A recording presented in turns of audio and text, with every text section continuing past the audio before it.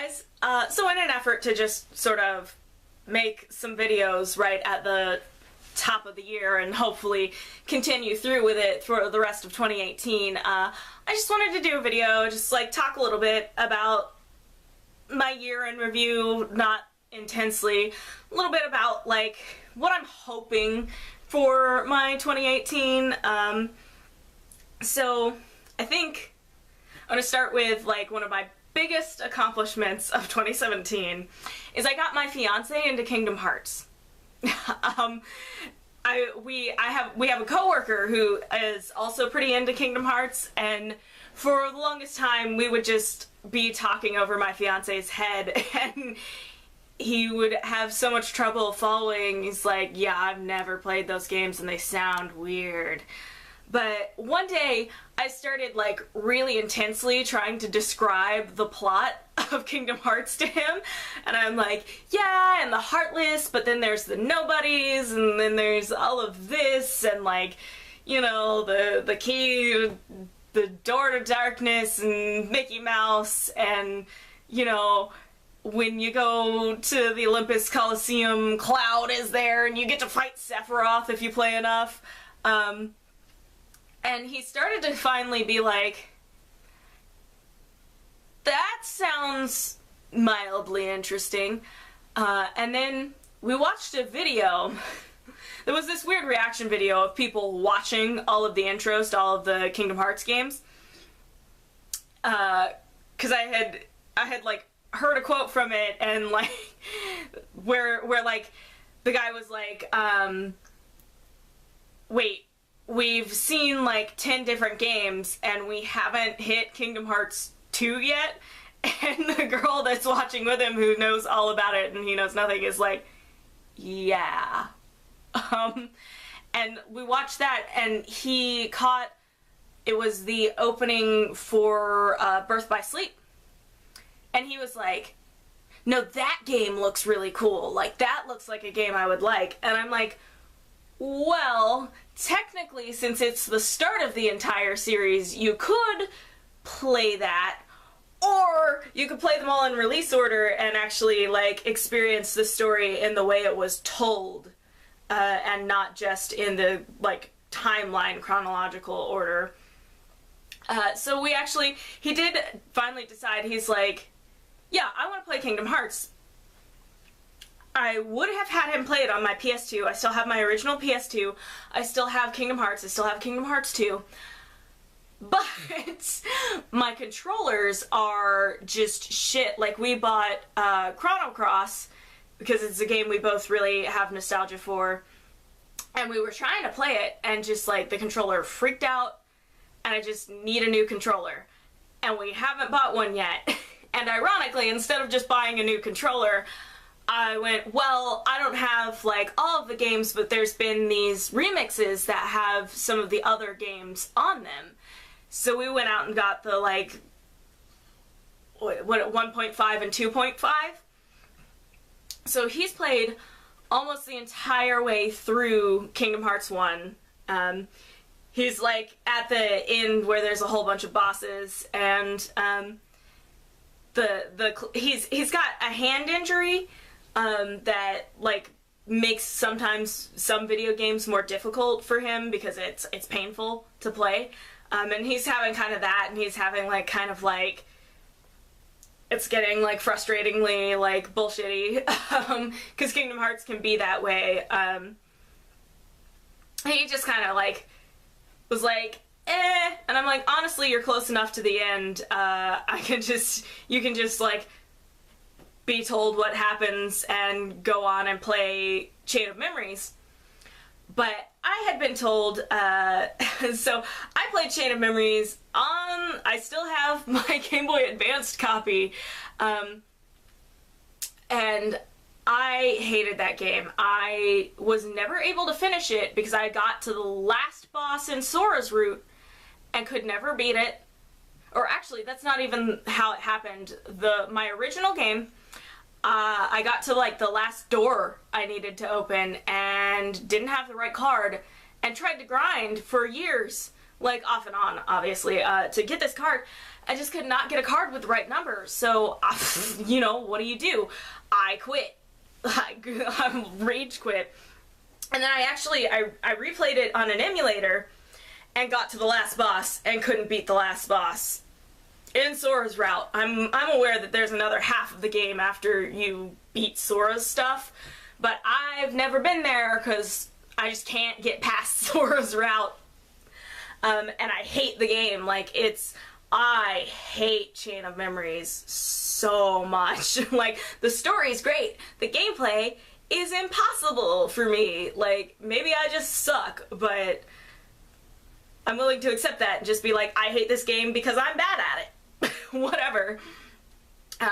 But someone had told me, our coworker actually had told me that the Chain of Memories remix was better, that the gameplay was better.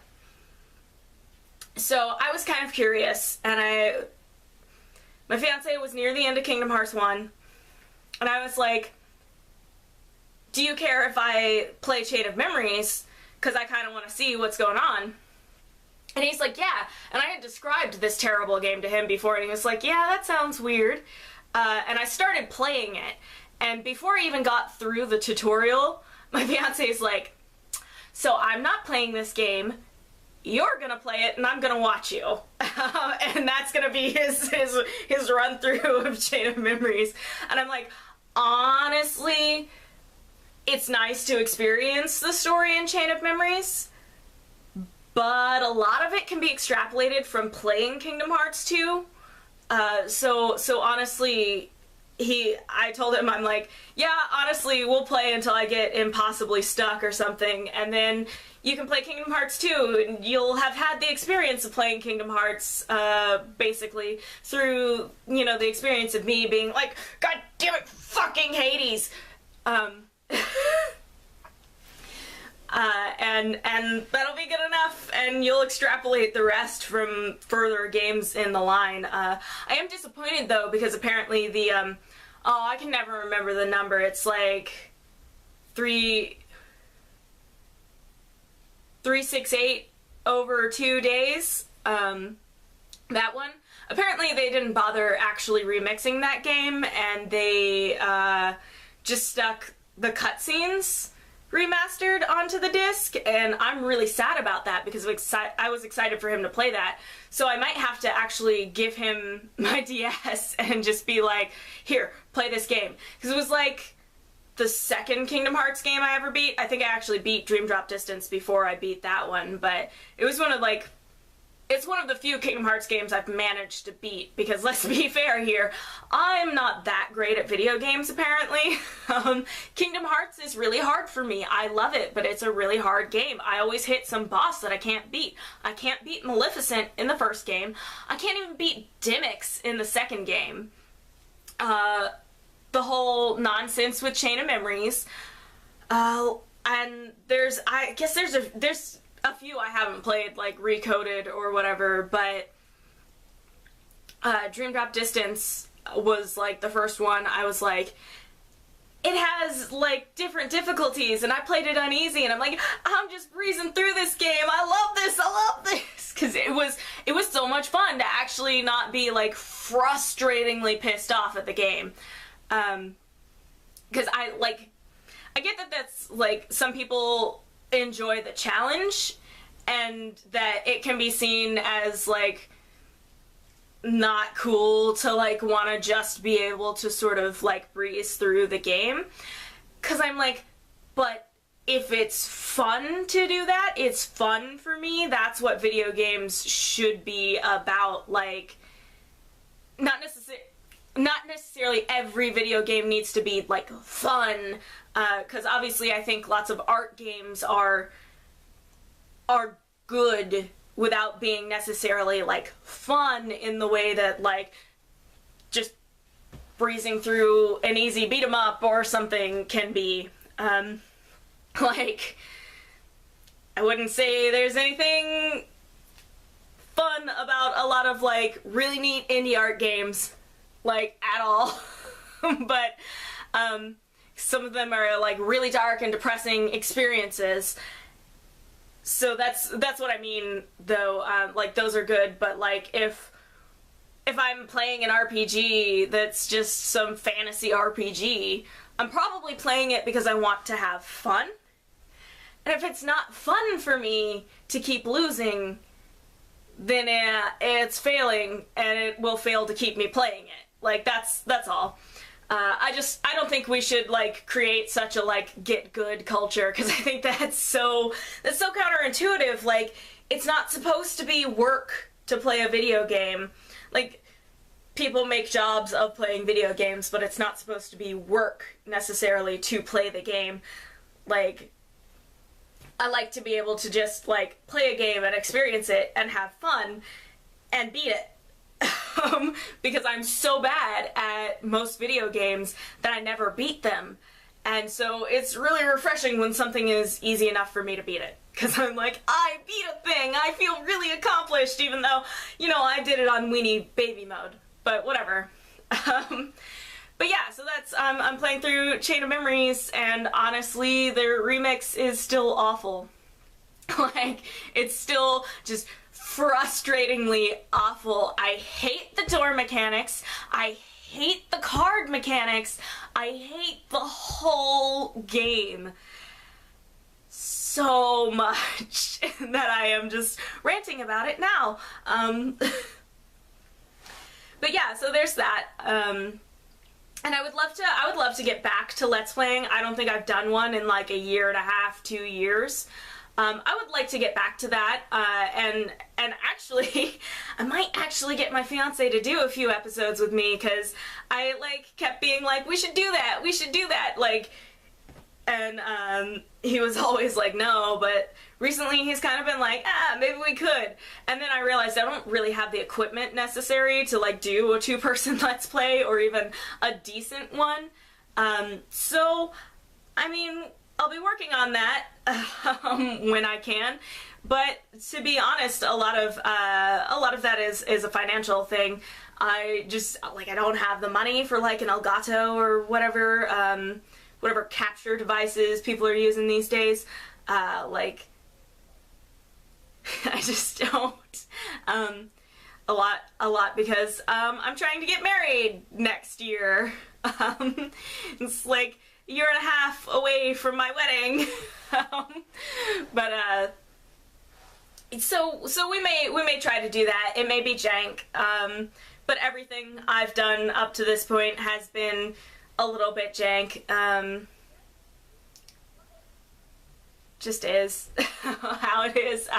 Sometimes I prefer to just put out content, although clearly sometimes I don't. I'm sorry, I'm sitting in like a a swivel chair, and I didn't really think about how I was swiveling, and that might be like distracting to people actually trying to watch this video, so I'm gonna try to stop doing that. But yeah, my like my general goals for the year, I would love to make more videos. I have tutorials, like tutorials for like my bridesmaid proposal boxes that are just like sitting half edited, and sometimes I don't have time, sometimes it's just an energy issue, like I just don't have the energy. Sometimes it's motivation, like I have the energy to do something but not the motivation to edit. There's a lot of factors, and I wanna do better. It's always been something that I felt like if I could just push myself to do it a little bit more, I'd feel really good about it. I'd actually be able to be like, yeah, I did it, and like finally be like, yeah, and then I can keep doing it. But so far it's been what it has been. You know, we all have our little things, and my little thing is I'm really enthusiastic about filming video, but I'm not necessarily as enthusiastic about editing it. So I just need to make it more of a priority to actually do that. Sorry if you can hear my neighbors downstairs. That just happened. So that, and I'm gonna keep continuing I've been doing better and better over the last couple years about actually like producing products for my shop and like making new things. Like lately, I haven't placed them in the shop yet, but I have been making these like, gonna forget words now. I know words. I've been making like makeup brush rolls, and I sold a couple to like some of my friends because, you know, your friends are the easiest sell. They see you making something and they're like, I want it. And you just go, all right, 20 bucks. I've actually, so I've been selling stuff at the burlesque shows. So usually sell like every other show I sell like 1 to 2 like pasties or a bow. So it's slow, but like people don't really go to burlesque shows to buy stuff. So it's actually really encouraging every time it happens. I'm like, somebody bought stuff. So that's actually really helped a lot too, because doing that has been, again, encouraging, because it's like, oh look, people do like this stuff, like enough to like buy it on a whim. So it's steady building. I have issues where I don't always achieve a state of mind where I can make myself work on things, even though I want to, even though they make me happy. I have not been diagnosed with any form of depression, but I like definitely have a family history of it. So it's possible. I haven't been in a place where I felt the need to seek actual medical attention, but like I definitely have those like weeks and days where it's just difficult to make myself do anything. But I wanna do better, and I think I have stuff in place where I'm actually gonna do better this year. I technically have resolutions, like, but my only one that's really like a resolution is not to play phone games anymore, because I get obsessive with them and then don't do anything else and like jump from game to game to game and then back to the first one because it's finally like reset and all that. It's just a really dangerous thing for me to do, just because I'm like, I need to clean the house, but you know, I'm playing Angry Birds, and not in the way like not and like in a really unsettling way to me. Like, some people are like, oh, I'm playing Angry Birds instead of cleaning my house, but then they'll like go clean the house and be fine. I won't. Like, I'll start, like, not necessarily Angry Birds, it was just, like, the thing that came to my head, but, like, some people can stop, and I have trouble stopping. So I have not played a game on a cell phone, I have not played an app game, on anything for a few weeks now, because I started before the first. So here's hoping that that really helps. We'll see. 2018, the year of productivity. I hope. I think I say that every year though. But yeah. And that's where I'm gonna end that. There's just a hopeful note of like, hopefully I can be productive. I know I just said a lot of like, sort of like, things about like, depression or whatever. But, we're gonna do it.